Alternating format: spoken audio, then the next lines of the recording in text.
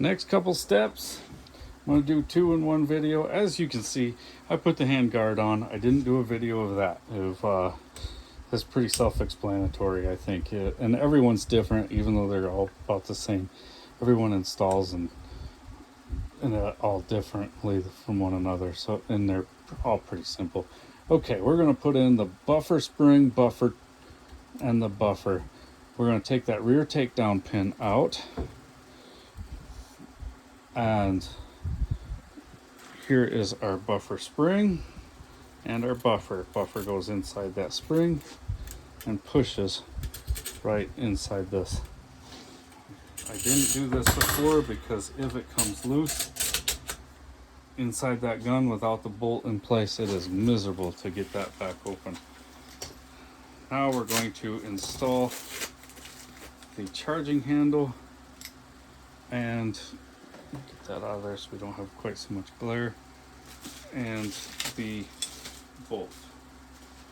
I'm going to come around here so we can see.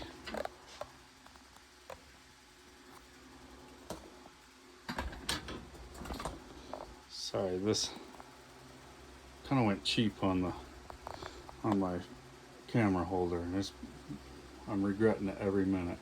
All right.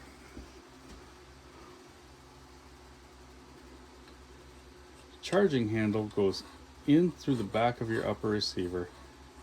You notice I'm not up in this groove up here where it actually is going to end up. I'm down here. You'll see that those little grooves there, those little ears there, they go into a groove. So I'm pushing up and sliding back and forth until I find that groove. It slides up into place. Your bolt carrier groove, there's the closed position, there's the open position. We need it into the open position, and that just drops straight down.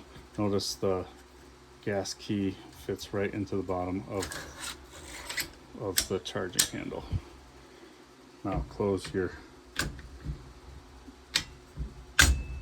bolt, or close your gun, and drop your takedown pin back into place.